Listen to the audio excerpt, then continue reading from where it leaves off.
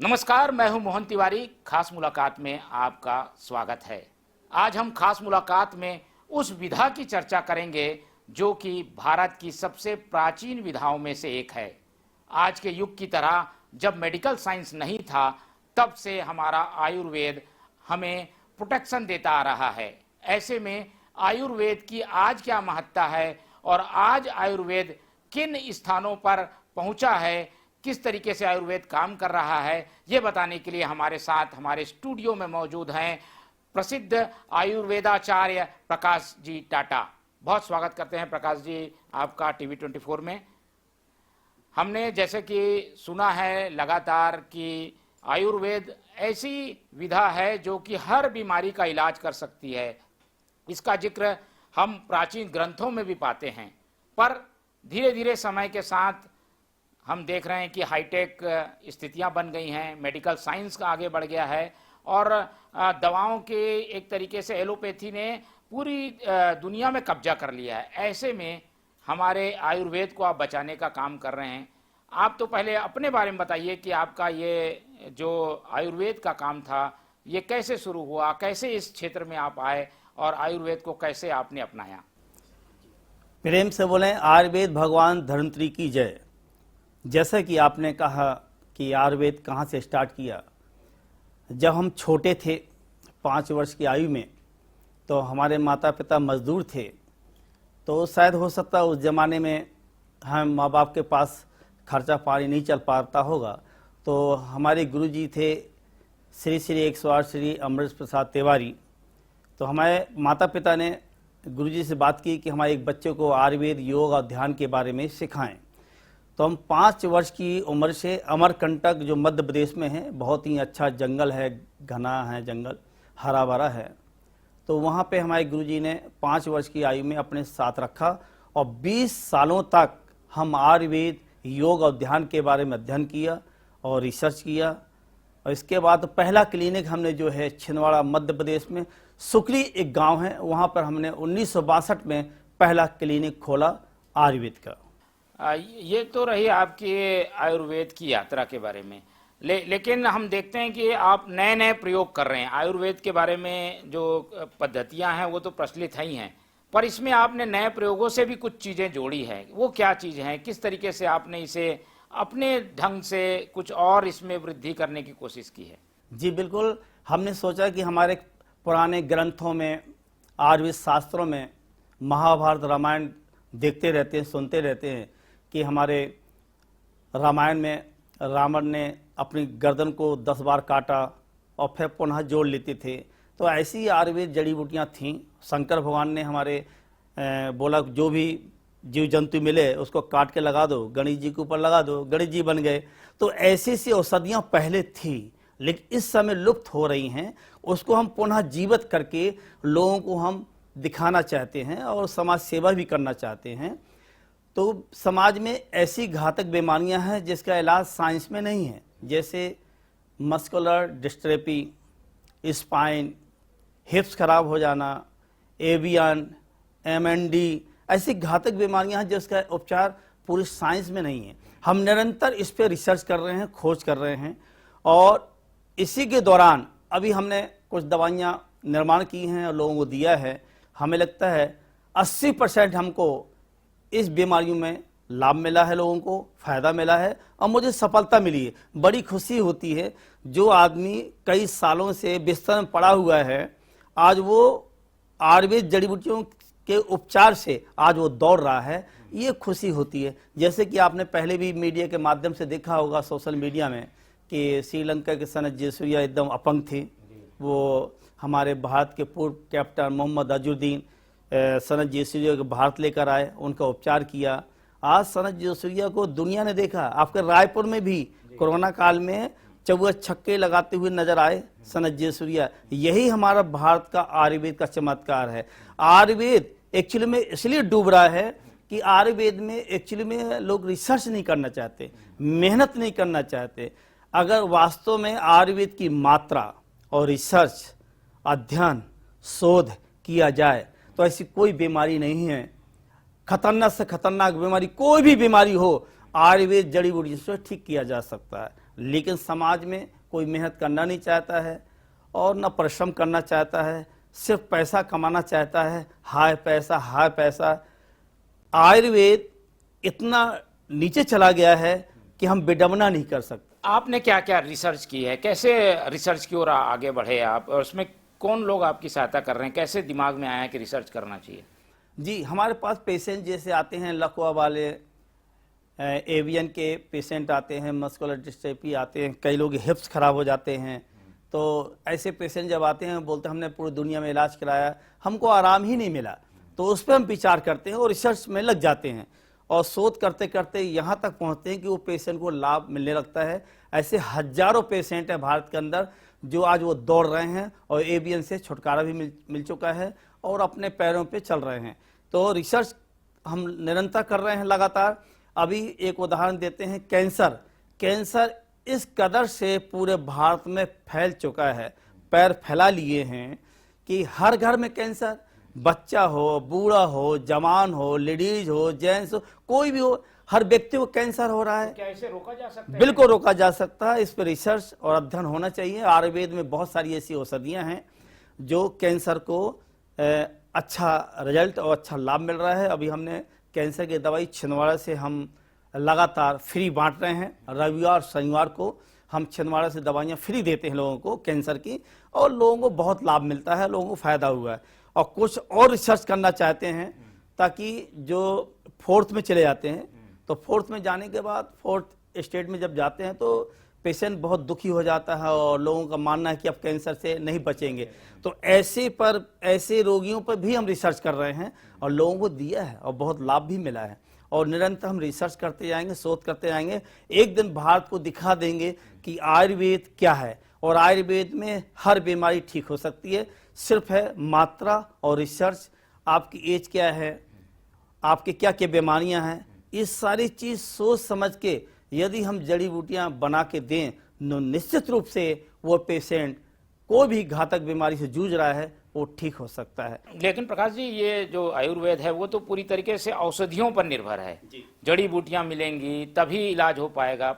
ऐसे समय में, आज के समय में जंगल कम हो रहे हैं, औषधियां क्या मिल पाती हैं क्या, वो औषधियां जो पहले मिलती थी? नहीं, औषधियां इस समय भारत से जो अनमोल जड़ी बूटियां हैं धीरे धीरे लुप्त होती चली जा रही है। जैसे स्पाइन के लिए बारे में बताया, मस्कुलर डिस्ट्रॉफी, एवियन, MND बीमारी जो घातक है समाज के लिए, ये औषधियां हमें बहुत खोज करना पड़ता है, रिसर्च करना पड़ता है। वो पेड़ का हम नाम भी बता देते हैं, अधोका। भारत से अधोका का पेड़ लुप्त हो चुका है। काली अकोल इस समय भारत में बहुत कम मात्रा में पाई जाती है। रोदंती फल जी है, भारत में बहुत कम मात्रा में पाई जाती है, जो घातक बीमारियों में काम में आता है। हम चाहते हैं सरकार से कि जो जड़ी बूटियां लुप्त हो गई हैं उनको पुनः कैसे लगाया जाए, इस पर सरकार को विचार करना चाहिए। तो ही हम घातक से घातक बीमारियों पर हम काबू पा सकते हैं और जड़ मूल से बीमारियों को समाप्त कर सकते हैं। भारत में जड़ी बूटियां बहुत कम पाई जाती हैं। आप जैसे कि बता रहे हैं कि इतना अच्छा रिजल्ट आ रहा है, लोग अच्छे भी हो रहे हैं, पर हम देखते हैं कि क्रेज तो अभी भी आयुर्वेद का नहीं है। मेडिकल के दुकानों में बड़ी बड़ी लाइनें दिखाई देती हैं, अस्पतालों में लोग भर्ती हो रहे हैं। क्रेज क्यों नहीं है, क्यों लोग इसके तरफ नहीं आते? और जबकि हम देखते हैं कि विदेशों में भी इसकी चर्चा होती है, भारत में अब तक ये पॉपुलर क्यों नहीं हो पाया? बिल्कुल, आयुर्वेद में जो दवाइयाँ मार्केट में आ रही हैं, उन जड़ी बूटियाँ से बनी हुई औषधियाँ मार्केट में उपलब्ध है, उससे बीमारियाँ ठीक नहीं हो रही हैं। इसलिए आयुर्वेद में लोगों का विश्वास टूटता जा रहा है। और आयुर्वेद में ऐसा भ्रमित है, लोगों का दिमाग में है कि आयुर्वेद जड़ी बूटियाँ हमें नुकसान करेगी, किडनी लीवर खराब हो जाएगा। वो यही कारण है कि हम लोग रिसर्च नहीं करते हैं। कुछ भी डब्बा में पाउडर पीस के भर के बेचने लगते हैं और उसमें ढेर सारे मिलावट है, और उसमें लिख देते कि इसमें सफ़ेद मूसली, अश्वगंधा, सताबार, सालाम पंजा, कीड़ा जड़ी, ये सब मिला हुआ है। एक्चुअली में मिलाते नहीं है। अगर मिलाया जाए तो निश्चित रूप से वो बीमारी जो है समाज में वो निश्चित रूप से ठीक हो सकता है। नहीं, और एक और ये बात कही जाती है कि आयुर्वेद में टाइम बहुत लगता है, तब तक इंतजार आदमी नहीं करना चाहता, वो बीमारी की पीड़ा को नहीं सहना चाहता, तुरंत इलाज, तुरंत फायदा हो, ऐसा नहीं है। इसलिए भी क्या आयुर्वेद को प्रचलित होने में समय लग रहा है? नहीं, हमारे सतयुग में हमारे ऋषि मुनि महात्मा दवाई देते थे तो 24 घंटे में बीमारी ठीक होती थी।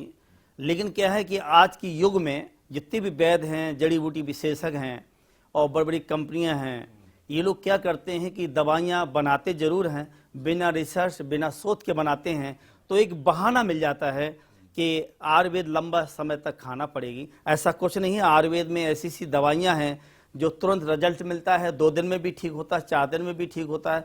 जो घातक बीमारी है, जटिल बीमारी है, उसको थोड़ा लंबे समय लगता है। तो यही कारण है जो हमारा आयुर्वेद बदनाम हो रहा है कि हमारे जो वैद्य लोग हैं बोल देते हैं कि बहुत समय लगेगा, और परहेज इतना बता देते हैं। परहेज इसलिए बताते हैं कि आयुर्वेद में दम नहीं है और रिसर्च नहीं है, शोध नहीं है। अगर आयुर्वेद में रिसर्च और शोध होगा तो यदि व्यक्ति धोखे से खटाई भी खा लेगा, इमली भी खा लेगा, तो भी बीमारी ठीक होगी। तो यही तो विडंबना है देश के लिए कि लोग रिसर्च नहीं करना चाहते हैं, शोध नहीं करना चाहते हैं, अध्ययन नहीं करना चाहते। जब अध्ययन शोध नहीं होगा तो बीमारी कैसे ठीक होगी? आयुर्वेद में बहुत सारी बीमारियां हैं। अभी हम उदाहरण ले लेते हैं, महाभारत में लोग युद्ध करते थे और जड़ी बूटियों को पीस करके लेप लगाते थे पूरे बॉडी में, पूरे शरीर में, और रात भर में घाव भर जाते थे और सुबह युद्ध के लिए तैयार होते थे। हमारे आयुर्वेद ग्रंथ में 1 से औषधियां हैं, 1 से जड़ी बूटियां हैं। लक्ष्मण जी 1 दिन में ठीक हुए थे जब शक्ति बाण लगा। हनुमान जी पूरा पर्वत उठा के लाए, सुसेन वैद्य ने दवाई घोट के दिए और रस पिलाया, 1 खुराक में ठीक हुए। तो आयुर्वेद का बदनाम हमारे जो वैद्य हैं रिसर्च नहीं करना चाहते हैं, और जो बड़ी बड़ी कंपनियां हैं वो ठीक रूप से दवाइयां बीमारी मिटाने के लिए क्षमता ही नहीं है। सिर्फ भूसा भरा जा रहा है, ले भूसा, आओ पैसा, आओ पैसा, ठूस पैसा। तो सही व्यक्ति के पास कैसे जाएं? कौन है सही, कैसे पता करें? जो सही व्यक्ति हैं, जो अध्ययन करना चाहता है, रिसर्च करना चाहता है, मेहनत करना चाहता है, उस पर सरकार विचार नहीं करती है, सरकार हमारी मदद नहीं कर रही है। हमने ऐसे प्रमाण हैं, हम पर रजिस्टर हैं, आप चाहें तो अपने स्टूडियो के माध्यम से टेलीफोन नंबर है पेशेंटों को, जो लाखों से ज़्यादा लोग ठीक हो चुके हैं, घातक बीमारी से जूझ रहे थे, आज वो दौड़ रहे हैं, ठीक है। लेकिन हमारी मदद नहीं हो रही जिससे हम रिसर्च कर सकें, शोध कर सकें। आप लोगों की मदद नहीं हो रही, लेकिन कंपनियां आ गई हैं बहुत सारी, बड़ी बड़ी कंपनियां, मल्टीनेशनल कंपनियां आयुर्वेदिक दवाइयां बना रही हैं। वो कितनी प्रामाणिक है, वो कितनी सही हैं? जो भी भारत में दवाइयाँ जड़ी बूटियाँ बिक रही हैं, अगर उन दवाइयों में दम होता, ताकत होता, पावर होता, एनर्जी होती, तो हमें लगता है कि एलोपैथी मेडिकल में जो भीड़ लग रही है, कतार लग रही है, वहाँ से हट करके आयुर्वेद में कतार लगती है, यानी उस दवाइयों में दम नहीं है। तो आइए हम आप सबसे निवेदन करते हैं, प्रार्थना करते हैं, ऐसी औषधि मार्केट में लाना है जिससे लोगों को फायदा हो। फालतू भूसा, फालतू कचरा ना बेचें, हमारा आयुर्वेद पद्धति को बदनाम ना करें। आयुर्वेद पद्धति को आगे बढ़ाने के लिए हमें खोज करना पड़ेगा, रिसर्च करना पड़ेगा। आपने देखा होगा यूट्यूब, सोशल मीडिया में लोग जड़ी बूटियाँ बताते हैं और लोग घरों में उपयोग भी करते हैं, लेकिन फायदा नहीं होता है, क्योंकि उसमें ये नहीं बताते हैं कि दवाइयाँ रात में निकालना है, सुबह निकालना है, दवाई की मात्रा क्या है, दवाई की जो क्वालिटी है वो कैसी है, कि खाद से उगाया आपने, कि ऑर्गेनिक जड़ी बूटियां हैं। इस सारी जानकारी जब तक नहीं होगा तो हमारी जो बीमारी है इन जड़ी बूटियों से कैसे ठीक हो सकती है? पहले तो हम इस पर विचार करना होगा। और जड़ी बूटियां तो इतनी तो है नहीं है, देश में इतनी जनसंख्या बढ़ चुकी है कि जड़ी बूटियां लाएंगे कहाँ से? सरकार से क्या चाहते हैं आप जैसे लोगों को आगे लाया जाए, आयुर्वेद का भी विस्तार हो और औषधियां भी मिल जाए आसानी से, इसके लिए क्या होना चाहिए, कैसे प्लान बने? हमने तो कम से कम 20 सालों से मांग कर रहे हैं सरकार से कि हमें आयुर्वेद का अगर भारत का एम्बेसडर बना देते हैं तो भारत के हर कोने में अनमोल जड़ी बूटियाँ जो लुप्त हो चुकी हैं, हर शहर हर गांव में हम लगाने का विचार बनाया है। लेकिन इसके लिए बहुत सारा पैसा चाहिए, किराया भाड़ा चाहिए, वो कहाँ से आएगा? क्या वन विभाग ऐसे कुछ पहल करता है, क्या दावा करता है? नहीं, वन विभाग कोई पहल नहीं किया। हमने छिंदवाड़ा से कई पेपर से निकाला, न्यूज में निकाला, बहुत मांग की है, लेकिन आज तक मध्य प्रदेश सरकार, भारत सरकार ने कुछ भी इस पर विचार नहीं किया है। हम अपने खुद मेहनत से जंगलों में जाते हैं, जड़ी बूटियों का रिसर्च करते हैं, शोध करते हैं अपने मेहनत से। हम इतने बड़े आदमी नहीं हैं। लोग ठीक होते हैं तो लोग खुशी से हमको पैसे देते हैं, उसी हमारा परिवार का भरण पोषण होता है। हम ये भी जानना चाहेंगे गुरुजी कि भाई ये आम व्यक्ति अपने जीवन में आयुर्वेद को कैसे उतारे? कुछ कुछ बीमारियां उसे लगी रहती हैं, क्या चीज़ ऐसा वो ग्रहण करता रहे जैसे कुछ बीमारियों से तो कम से कम उसका प्रोटेक्शन हो सके, च्यवनप्राश खाएं, क्या करें, कई चीज़ें एडवर्टाइजिंग आती है, पर आपकी क्या सलाह है, आम व्यक्ति जो बीमारी से बचना चाहता है वो क्या करे? बिल्कुल, पूरे भारत देशवासियों के लिए हम एक शुभ संदेश देना चाहते हैं। अगर वास्तव में आप फिट रहना चाहते हैं और दुरुस्त रहना चाहते हैं, मस्त रहना चाहते हैं, तो सुबह 5 बजे बिस्तर छोड़ देना चाहिए। पहला नियम, दुनिया की सबसे बड़ी औषधि है, 5 बजे बिस्तर छोड़ दें। रात्रि भोजन नहीं करें। ये 2 चीज़ें अपनाएंगे तो हमें लगता है बॉडी में इतना पावर एनर्जी आ जाएगी। और खान पान के जो विधि हैं, आजकल दुनिया फैशन में जा रही है। जो हम दाल बनाते हैं, तुअर की दाल, मूंग की दाल, मसूर की दाल, चने की दाल, जो भी दाल बनाते हैं, आजकल इतना फैशन हो गया है कि दाल में पानी कम डालते हैं। हलवा जैसे दाल बनाते हैं, वो हलवा वाला दाल शरीर के लिए बहुत ही घातक है। दालों में पानी डालें।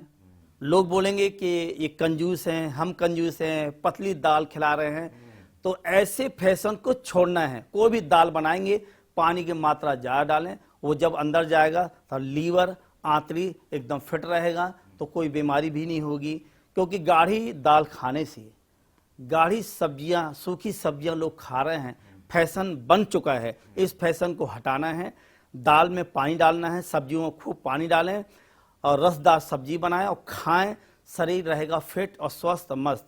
अब इम्यूनिटी पावर एनर्जी के लिए एक हम बता देते हैं, बहुत सरल उपाय है।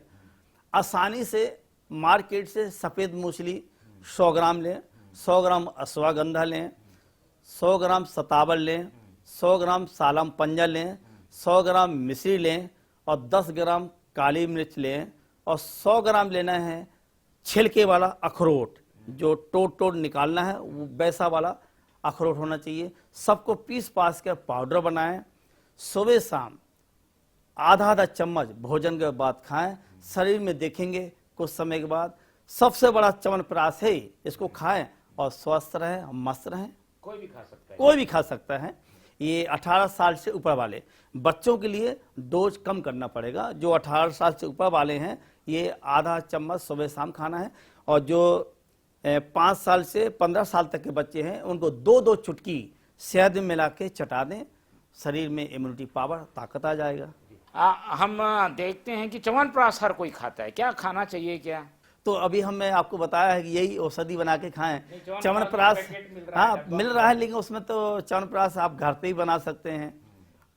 आंवला 100 ग्राम लें, 50 ग्राम शहद लें। डब्बे वाला खाएं कि नहीं? इतना डब्बा वाला भी खा सकते हैं। जैसे डब्बा वाला कुछ कंपनियां हैं जो अच्छा प्रोडक्ट देती है, डाबर है, बैद्यनाथ है, ये अच्छा प्रोडक्ट है। और एक धूप पापिस कंपनी है जो हमने कई सालों से लोगों को दे रहे हैं और लोगों को फायदा हो रहा है। तो ये कंपनियां बहुत ही अच्छी हैं, डाबर, बैद्यनाथ और धूप पापिस। हम देखते हैं कि आपके जो इलाज का लाभ पाने वाले विदेश में भी हैं, वहाँ से कैसा रिस्पांस आता है? आयुर्वेद को लेकर उनकी क्या सोच है? बिल्कुल, अभी तक की यात्रा जो हमारी हुई है, 120 देशों के लोगों ने हमें सादर आमंत्रित किया। वहाँ पे हम गए, योग और आयुर्वेद ध्यान का प्रचार प्रसार कर रहे हैं और काफ़ी रिस्पांस मिल रहा है। अभी विदेशी लोग मांग कर रहे हैं कि हमारे देश में आइए, आप आयुर्वेद की कंपनी खोलें, फैक्ट्री खोलें।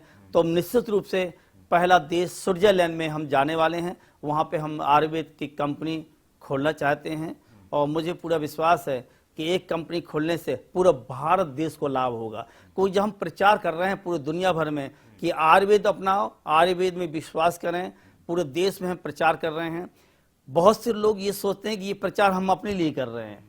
ऐसा कुछ नहीं है। जब पूरी दुनिया में आयुर्वेद फैलेगा तो पूरी दुनिया बहुत बड़ी है, भारत भी बहुत बड़ा है। विदेशी मेहमान आएंगे भारत देश में, कहीं से भी जड़ी बूटियाँ खरीद के ले जाएंगे। हमारे भारत की आर्थिक स्थिति मजबूत होगी और लोग दवाई खाएंगे और आयुर्वेद का प्रचार प्रसार होगा।